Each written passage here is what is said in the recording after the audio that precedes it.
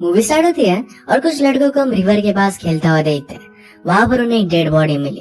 फिर पुलिस को कॉल किया गया। उसके पास एक बड़ा सा टावर था। वहाँ पर पुलिस चढ़ जाता है। ऊपर की जगह टूटी हुई थी जिससे वो नीचे गिरा था। इसके बाद नेक्स्ट सीन में डॉक्टर इस इंसिडेंट के बारे में पुलिस को ब्रीफ करता है। उन्होंने कहा कि जब वो नीचे गिरा था तो आदमी जिस तरीके से पीछे गिरता है उस तरीके से वो गिरा था। पुलिस को इससे लगता है कि किसी ने उसे पुश किया था। अगर उसे किसी ने पुश किया होता तो नीचे फुटप्रिंट्स होते हैं, पर बारिश की वजह से वहाँ पर कुछ भी फुटप्रिंट्स नहीं थे। जिसका मर्डर हुआ था उसके जैकेट पर उन्हें कुछ थ्रेड्स मिले थे। अब इस सब के बारे में पुलिस इन्वेस्टिगेशन करेगी। एक सीन में एक लॉयर जिनका नाम था टॉम, ये अपने टाउन के बार में आए हुए थे। सब लोगों को लग रहा था कि मर्डर के पीछे काया नाम की लड़की है। वहीं पर पास में रहती थी और बचपन से अकेली ही थी। वहाँ पर पुलिस भी बैठे हुए थे। उन्हें भी काया पर शक जाता है। वो उसके घर पर गए और सारी चीजें देखने लग जाते हैं। काया के पास अलग अलग प्लांट्स, अलग अलग शेल्स, ये सब रिसर्च करने के लिए थे। पुलिस को ये बात बहुत ही वियर्ड लगती है। दूर काया एक पेड़ के पीछे छुपी हुई थी। पुलिस से डर रही थी। वो रिवर से भागने की कोशिश करती है, पर तभी पुलिस उसे देख लेते हैं। वो जंगल में से भागी, पर पुलिस उसे फाइनली पकड़ ही लेते हैं। जेल में उससे मिलने के लिए टॉम आए, जो एक लॉयर है। उसे कहते हैं कि तुम पर मर्डर का चार्ज है, मैं तुम्हें डिफेंड करना चाहता हूँ। काया इस बात पर कुछ भी बोल नहीं रही थी। उसे कहते हैं कि यहाँ पर सब लोग तुम्हें एक आउटसाइडर समझते हैं। तुम कुछ भी बोलोगे नहीं, पर फिर भी तुम पर केस चलेगा और हमेशा के लिए तुम जेल में जा सकती हो। काया फिर भी कुछ भी बोल नहीं रही थी, तो जाने लग गए। काया उन्हें रोक लेती है और अपनी स्टोरी बताने लग गई। काया जब छोटी थी तो अपनी फैमिली के साथ रहती थी। उसकी 2 सिस्टर, एक ब्रदर और मदर और फादर। प्रॉब्लम एक ही थी कि उसके फादर अब्यूसिव थे और इसी वजह से एक दिन मदर वहाँ से चली गई। मदर के जाने के बाद वहाँ पर कोई भी रहना नहीं चाहता था, तो स्लोली ब्रदर और सिस्टर भी चले गए। काया के फादर जंगल से मसल्स तोड़ते थे, जो एक सी फूड होता है, और एक जगह पर जाकर सेल करते थे। काया भी उनके साथ आती थी। शॉप ओनर और उसकी वाइफ दोनों उनको जानते थे। शॉप ओनर की वाइफ मेबल ने काया से पूछा कि क्या तुम स्कूल जाती हो, क्योंकि उसे सही से काउंटिंग आती नहीं थी। काया ने फिर डिसाइड किया और वो फर्स्ट डे स्कूल जाती है। स्कूल में जाने के बाद वहाँ के स्टूडेंट्स उसका बहुत मजाक उड़ाते हैं। अपनी बेइज्जती होने के बाद वो डिसाइड कर लेती है कि फिर से स्कूल कभी भी नहीं जाएगी। एक दिन काया के पास उसकी मदर का लेटर आया, जो उसके फादर उससे लेते हैं, और ये लेटर पढ़ने के बाद वो जरा डिस्टर्ब हो गए थे। काया उनसे पूछ रही थी कि क्या वो वापस आएगी, पर फादर इस लेटर को लेकर जला देते हैं। उन्होंने काया से कहा कि तुम्हारी मदर अब कभी भी वापस नहीं आने वाली। काया को इन सब बातों से बहुत बुरा लगता है। एक दिन काया जब नींद से उठे तो उसके फादर भी चले गए थे। उसे अब बस एक ही प्रॉब्लम का सोल्यूशन निकालना था कि वो अब जिएगी कैसे। जिस तरीके से उसके फादर सी फूड सेल करते थे, यही करने का उसने डिसाइड किया। वो शॉप ओनर के पास आई। वो उनसे डील करती है कि अब सारा सामान आज से वही बेचेगी। शॉप ओनर समझ गए थे कि काया के फादर उसे छोड़कर चले गए थे। उसे जो भी चीजें चाहिए थी ये सब उसे प्रोवाइड करते हैं। इसके बाद हम काया को प्रेजेंट में देखते हैं। वहाँ पर उसे कोर्ट में बुलाया जाता है। उसे जूरी पहले से ही गिल्टी मान रही थी। कोर्ट में अपोनेंट कहता है कि काया ने जिसका मर्डर किया उसे वो रात में ऊपर लेकर के और वहाँ से पुश कर दिया। उसके पास इसके लिए रीजन भी था, क्योंकि वो चेस से प्यार करती थी और उसकी अब वो हो नहीं सकती थी। जिसका मर्डर हुआ है उसका नाम है चेस। काया के लॉयर टॉम कहते हैं कि यहाँ पर इन सब चीजों का कोई भी एविडेंस नहीं है। नीचे फुटप्रिंट्स नहीं थे, कोई भी फिंगरप्रिंट्स नहीं है। इस तरीके से कुछ भी साबित नहीं किया जा सकता। इसके बाद हम फिर से काया की स्टोरी कंटिन्यू देखते हैं। काया अब बड़ी हो चुकी थी। जंगल में घूमते घूमते हर एक चीज को स्टडी करती थी। एक दिन किसी ने उसके लिए एक फेदर रखा था। ये फेदर उसे बहुत अच्छा लगता है। एक दिन उसी जगह पर उसे टेट मिलता है। ये सारी चीजें रखने वाला टेट ही था। काया से पूछती है, क्या तुम्हें बर्ड्स और फेदर अच्छे लगते हैं? टेट ने कहा कि मेरी मदर को बहुत पसंद है। क्या तुमने कुछ मेरा लेटर नहीं पढ़ा? काया कहती है कि मुझे पढ़ना नहीं आता। इसके बाद वो दोनों मिलने लग गए। टेट उसे पढ़ना लिखना सिखाने लग जाता है। काया और टेट एक दूसरे से मिलते हैं। इसके बारे में टेट के फादर को भी पता था। उसे पूछते हैं कि क्या वो तुम्हारी गर्लफ्रेंड है? टेट कहता है कि मेरी फ्रेंड है। फादर ने कहा कि तुम्हें उसे लेकर ज्यादा सीरियस होना नहीं चाहिए। एक अच्छी यूनिवर्सिटी में जाने के लिए तुमने बहुत मेहनत ली है। एक लड़की के पीछे तुम ये सब गवा नहीं सकते। काया की एज अब भी 18 ईयर से ज्यादा नहीं थी और इसी वजह से सोशल सर्विसेज के लोग हमेशा उसे ढूंढते रहते थे। उनसे छुप जाती थी क्योंकि किसी और के घर पर वो रहना नहीं चाहती थी। टेट अपनी एजुकेशन के लिए दूर जाने वाला था, तो काया को भी कहता है कि तुम्हें भी सिटी में आना चाहिए। काया इस बात के लिए सख्त मना कर देती है। वो हमेशा यहाँ पर ही रहना चाहती थी। उसे पूछती कि क्या तुम्हारी कोई गर्लफ्रेंड है? टेट कहता है कि मेरी एक पहले थी, अब कोई भी नहीं है। वो बात कर रहे थे तभी स्प्रिंग की हवाएं चलने लग जाती है। नीचे पड़े हुए पत्ते तैरने लग जाते हैं। एक बहुत ही ब्यूटीफुल मोमेंट था और टेड इसे जाने नहीं देता। वो काया को किस करता है। काया कहती है कि क्या मैं अब तुम्हारी गर्लफ्रेंड हूँ। टेड उसे हाँ कहता है। इसके बाद दोनों एक दूसरे के साथ बहुत ही ब्यूटीफुल सा टाइम स्पेंड करते हैं। एक दिन वो काया को एक जगह पर पिकनिक के लिए लेकर आया। आज काया का बर्थडे था और उसे सरप्राइज करता है। इसके बाद दोनों एक दूसरे को किस करते हैं और इंटीमेट होने लग गए, पर टेड बीच में ही रुक जाता है। वो कहता है कि मैं तुम्हें किसी भी तरीके से हार्म नहीं करना चाहता। अगर वो प्रेग्नेंट हो जाती है तो काया की लाइफ बर्बाद हो सकती है। टेड ये नहीं चाहता था, उससे बहुत प्यार करता था। टेड को जिस कॉलेज में जाना था वहाँ पर एडमिशन मिल जाती है। इस बात से वो बहुत ही खुश था। जब वो काया को बताता है तो काया बहुत अपसेट हो गई। वो कहती कि जब तुम कॉलेज जाओगे तो बहुत सारी लड़कियों से मिलोगे, तो मुझे भूल जाओगे। टेड कहता है कि ऐसा कुछ भी नहीं होने वाला। अब उसके जाने का टाइम आ गया था। टेड उसे कुछ पब्लिशर की लीज देता है। कहता है कि तुम्हें इस जगह के बारे में बहुत कुछ पता है, यहाँ के एनिमल्स, बर्ड्स, प्लांट्स, इस सब के बारे में तुम लिख सकती हो। अगर तुम्हारी बुक पब्लिश होती है तो तुम रिच भी बन सकती हो। काया ने कहा कि कॉलेज में जाकर मुझे भूल मत जाना। टेड कहता है कि 4 जुलाई पर मैं तुमसे मिलने के लिए फिर आऊंगा। काया अपने बुक लिखने पर फोकस करती है। 4 जुलाई पर उसने टेड का बहुत वेट किया, पर वो आता ही नहीं। रात भर वो किनारे पर ही सो गई थी। जब उठती है तो उसे बहुत बुरा लगता है, वो बहुत रोती है। बहुत सारा टाइम गुजरता गया, वैसे काया का पेन भी स्लोली कम होता गया। फिर से प्रेजेंट में हम कोर्ट देखते हैं। काया पर ही ब्लेम लगाया जा रहा था, पर काया के लॉयर टॉम सबसे कहते हैं कि वहाँ पर जाना मना था। नीचे नोटिस दी गई थी कि ऊपर कोई भी ना जाए, वो जगह कभी भी टूट सकती है। शायद चेस वैसे ही ऊपर चला गया और इसी वजह से उसकी डेथ हो गई। काया की स्टोरी में आगे बढ़ते हुए हम देखते हैं कि टेड को जाकर थोड़ा टाइम हो चुका था। एक दिन जब वो बीच पर थे तो चेस नाम का लड़का उसे नोटिस करता है। काया जब अपनी बोट के पास आती है तो वहाँ पर वो चेस से मिलती है। उसके हाथ में सामान था तो रखने के लिए उसे हेल्प करता है। उसे पूछता है कि क्या तुम मेरे साथ पिकनिक के लिए चलोगे। काया इसके लिए हाँ कहती है। इसके बाद वो गवर्नमेंट ऑफिस में आई। वहाँ पर प्रूव हो रहा था कि जो लैंड है ये उसकी ही है। इस लैंड के ऊपर बहुत सारे टैक्सेस थे, ये उसे पे करने पड़ेंगे। अगर वो नहीं पे कर पाएगी तो लैंड उसके हाथ से जा सकती है। अब उसे एक आइडिया आता है। टेड उसे कहकर गया था कि उसे उसकी बुक पब्लिश करनी चाहिए। सारे पब्लिशर को अपना वर्क वो सेंड कर देती है।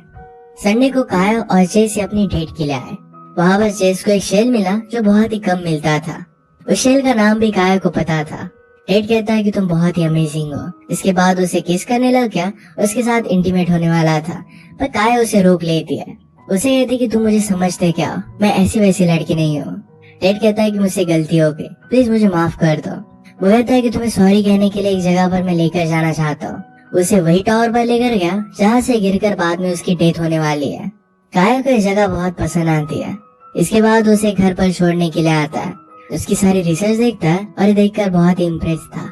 उसे कहता है कि तुम्हारे परमिशन के बिना मैं तुम्हें अब हाथ नहीं लगाऊंगा।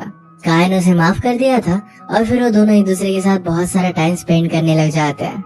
एक दिन काया ने टेड को टाउन में अपने फ्रेंड्स के साथ देखा। चेस की मदर भी काया को देखती है और उसे वो पसंद नहीं आती। वो दोनों जब मिलते हैं तो काया उसे पूछती कि तुम अपने फ्रेंड्स के साथ थे और बहुत ही खुश लग रहे थे। तुम्हारे फ्रेंड्स होते हुए तुम्हें मेरी कंपनी क्यों अच्छी लगती है। चेस कहता है कि जिस तरीके से तुम मुझे जानते हो उस तरीके से मेरे फ्रेंड्स मुझे नहीं जानते। वो उसके साथ बहुत अच्छा फील करता था। इसके बाद प्रेजेंट में कोर्ट में एक सबूत पेश किया जाता है। जो हेस चेस के बॉडी के पास थे वही काया के घर पर भी पाए गए थे। टॉम कहते हैं कि हेस कैसे भी ट्रांसफर हो सकता है। वो जब दोनों साथ में थे तब भी ट्रांसफर हो सकता है। काया को जो शेल मिला था इससे चेस के लिए एक नेकलेस बनाती है। उसे पब्लिशर से एक लेटर मिला और उसकी बुक वो पब्लिश करने वाले थे। इससे वो बहुत ही खुश थे। ये बात वो चेस को बताने के लिए आती है और चेस के पास भी एक गुड न्यूज थी। उसे भी एक प्रमोशन मिल गया था। उसे कहता है कि काम के लिए मुझे एक अलग टाउन जाना पड़ेगा, क्या तुम मेरे साथ चलोगे। काया लोगों से बात करने से डरती थी और इस वजह से नहीं आना चाहती थी। चेस कहता है कि अगर तुम मुझसे शादी करोगे तो तुम्हें बहुत सारे लोगों से मिलना पड़ेगा। वो दोनों फिर उस टाउन आए और वहाँ पर वो दोनों इंटीमेट हो जाते हैं। काया ने उसके लिए जो नेकलेस बनाया था ये उसे गिफ्ट कर दिया है। फिर से प्रेजेंट में कोर्ट में चेस की मदर को बुलाया गया था। वो कहती कि काया ने चेस को एक नेकलेस दिया था। ये नेकलेस उसकी बॉडी से मिसिंग था। इसने मेरे बेटे को मार दिया और वो नेकलेस वापस कर लिया। वो गुस्सा थी क्योंकि मेरे बेटे ने उसे छोड़ दिया था। टॉम जूरी से कहते कि वो नेकलेस काया के घर पर भी नहीं है। इस बात से कुछ भी प्रूव नहीं हो रहा। कुछ सालों बाद टेड फिर से इस टाउन में वापस आ जाता है। वो काया और चेस को साथ में देखता है। एक दिन शॉप से वो घर पर जा रहा था तो वहाँ पर टेट और उसके फ्रेंड्स को काया के बारे में जरा इरिस्पेक्टफुली बात करते हुए देखता है। टेट ने कहा कि तुम्हें काया के बारे में इस तरीके से बात नहीं करनी चाहिए। उन दोनों में झगड़ा हो जाता है पर लोग उन्हें रोक लेते हैं। रात में टेट काया से मिलने के लिए आया। काया उस पर बहुत ही ज्यादा गुस्सा हो गई थी। टेट उसे कहता है कि चेस तुम्हारे लिए सही नहीं है। काया ने कहा कि तुम मेरे साथ ऐसा कर कैसे सकते थे, तुम जिंदा हो या मर गए, इसके बारे में भी तुमने मुझे लेटर नहीं लिखा। टेट कहता है कि मेरा वादा कंप्लीट नहीं कर पाया और इस वजह से मुझे बहुत ही बुरा लग रहा था। मुझे लगा कि तुम मेरे साथ सिटी में कभी भी रहोगी नहीं। कुछ चीजें मैं पाना चाहता था और इस वजह से मैं तुम्हारे साथ नहीं रह सकता था। सब कुछ पाने के बाद मैंने रियलाइज किया कि तुम्हारे बिना इन सब चीजों का कोई भी मीनिंग नहीं है। वो कहता है कि अब मैं टाउन के पास के एक लैब में काम कर रहा हूँ। अगर मैं फिर से टाइम में वापस जा पाता तो हर एक चीज बहुत ही अलग तरीके से करता। एक दिन जब काया टाउन में थी तो चेस को फिर से देखती है। वो अपने फ्रेंड्स के साथ था और उन्हें इंट्रोड्यूस कराता है। उसमें से एक लड़की उसकी फियांसी थी। इस बात से काया को बहुत बुरा लगता है। चेस उसे मिलने के लिए आया पर काया छुप जाती है। एक दिन उसे पब्लिशर से लेटर मिलता है। कहता है कि तुम्हारी बुक पब्लिश हो चुकी है। उन्होंने उसे $5,000 का चेक दिया था। जो टैक्सेस उसे पे करने थे ये सिर्फ $800 के थे। अभी पूरी लैंड ऑफिशियली उसकी हो गई थी। वो अपने घर को रेन्यूएट करती है। उसे बहुत ही अच्छा लगता है। उसकी बुक पर नाम पढ़ने के बाद उसका ब्रदर उसके पास वापस आ गया। उसके ब्रदर ने भी आर्मी ज्वाइन कर ली थी। उन्हें बाकी सिस्टर के बारे में उसे कुछ भी पता नहीं था। काया उसे मदर के बारे में पूछती है। वो कहता है कि मदर जब यहाँ हमें छोड़कर चली गई उसके बाद उसे एक डिसीज हो गया और इसी वजह से उसकी डेथ हो गई। मैंने जब तुम्हारा नाम पढ़ा तो डायरेक्टली मैं यहाँ पर आ गया। वो कहता है कि जब भी मुझे छुट्टी मिले तो मैं तुम्हारे साथ ही रहना चाहता हूँ। काया एक बुक पर टेट का नाम लिखती है, उसे थैंक यू कहती है और ये बुक उसने स्टोर ओनर को दे दी ताकि उसे दे सके। यहाँ पर तभी चेस आ जाता है और चेस से छुप जाती है। वो निकल रही थी तो चेस ने उसे देख लिया और उससे बात करता है। काया कहती कि तुम हमेशा से एंगेज थे तो मेरे साथ तुमने ऐसा किया क्यों? चेस कहता है कि मैं फंसा हुआ हूँ, मैं तो सिर्फ तुमसे ही प्यार करता हूँ। काया उसे वहाँ से चले जाने के लिए कहती है। चेस उसे पकड़ लेता है और उसे जबरदस्ती करने लग गया। काया ने खुद को छुड़ाने की बहुत कोशिश की। उसे डायरेक्टली पंच कर देता है और जबरदस्ती कर रहा था। काया ने एक बड़ा सा पत्थर उठाया और उसके सर पर मार दिया। इसके बाद वो वहाँ से भाग जाती है। ये जो इंसिडेंट हुआ था कुछ लोगों ने इसे देखा हुआ था। कोर्ट में अपोनेंट ये चीज इस तरीके से बताता है कि जैसे काया चेस को मारना चाहते थे। चेस काया के पीछे पड़ गया था, उसे वो मारना चाहता था। काया हर जगह पर उसे छुपती रही। काया को अपने पब्लिशर से मिलने के लिए जाना था। ये जो सब अब चेस कर रहा था इस वजह से वो जा नहीं पाएगी। कोर्ट में हम देखते हैं कि उसे सपोर्ट करने के लिए टेट भी था। कुछ सप्लाई लेने के लिए काया जब जंपिंग के पास आए, जंपिंग उसे कहता है कि तुम्हें पुलिस के पास जाना चाहिए। अगर तुम चाहो तो मैं भी तुम्हारी हेल्प कर सकता हूँ। काया कहती है कि इस टाउन में हर कोई मुझे आउटसाइडर समझता है। अगर मैंने उनसे हेल्प भी ले ली फिर भी मुझे ही वो कैरेक्टरलेस समझेंगे। वो फिर अपने पब्लिशर से मिलने के लिए निकल जाती है। एक लेडी ने उसे बस पर चढ़ते हुए देखा था। काया के लॉयर उसे क्वेश्चन करते और प्रूफ करना चाहते थे कि जिस दिन मर्डर हुआ था उस दिन काया टाउन में थी ही नहीं। काया के पब्लिशर से भी उन्होंने बात की। उस रात उन्होंने डिनर किया था। काया जिस होटल में रुकी हुई थी इसके बारे में डिस्कस होता है। अपन प्रूफ करना चाहता था कि होटल बस स्टॉप से बहुत ही पास था। वो कभी भी बस लेकर फिर से टाउन में आ सकती थी। उस रात वो वापस आई और उसने मर्डर किया और सुबह वो फिर से उसी टाउन में वापस आ गई। काया को बहुत बुरा लग रहा था। वह थी कि जूरी भी मुझे ही दोषी मानती है। टॉम कहता है कि तुम्हें भी अपनी साइड के बारे में बताना चाहिए, वो भी तुम्हें समझ सकता है। वो जा रहे थे तो काया ने उनसे कहा कि आप हमेशा मेरा ख्याल रखते आ रहे। जब मैं छोटी थी तब भी आप मुझसे बहुत ही काइंड थे। सारी चीजों के लिए उसे वो थैंक यू कहते हैं। अपने फाइनल स्टेटमेंट में टॉम ने कहा कि हम सब लोगों से आउटसाइडर समझते आ रहे हैं और इसी वजह से उसे हेट करते हैं। इस केस में उसके खिलाफ कोई भी एविडेंस नहीं है और इस वजह से हम उसे हैंग नहीं कर सकते। जिस रात मर्डर हुआ था उस रात वो वहाँ पर थी भी नहीं। सारी चीजें बताने के बाद काया को छोड़ दिया जाता है। वो केस जीत गई थी। टेट को भी उसके लिए बहुत अच्छा लगा। जहाँ पर टेट काम कर रहा था एक दिन काया उसके पास आती है और उसके बोर्ड पर फेदर छोड़कर जाती है। टेट उसे मिलने के लिए आया और वो दोनों एक दूसरे को गले लगा लेते हैं। वो इंटीमेट हो गए और फिर टेट उसे पूछता है क्या तुम मुझसे शादी करोगी? काया कहती कि वैसे भी हम दोनों पहले से ही शादीशुदा है, हमेशा से तुम मेरा ख्याल रखते आ रहे हो। इसके बाद उन्होंने शादी की और दोनों की साथ में हम पूरी लाइफ देखते हैं। लाइफ में जिस तरीके से चढ़ा उतार आते रहते हैं, जैसे जंपिंग की डेथ, इन सारी चढ़ा उतारों में एक दूसरे के साथ थे। दोनों मिलकर प्लांट्स, एनिमल्स, इन सब की स्टडी करते हैं। ऐसे एक दूसरे के साथ वो बूढ़े हो गए थे। काया ने अपनी बहुत सारी बुक पब्लिश की थी। एक दिन नेचर के पास ही जब वो बोट में थी तब उसे अपनी मदर दिखाई देती है। वहीं पर नेचर के साथ उसकी एक नेचुरल डेथ हो जाती है। उसकी डेथ के बाद टेड उसके सारा सामान देख रहा था। काया ने चेस को जो नेकलेस दिया था ये उसने छुपा कर रखा था।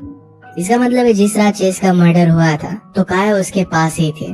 चेस ने ही उसे जबरदस्ती की होगी और इसी वजह से काया ने उसे पुश कर दिया था।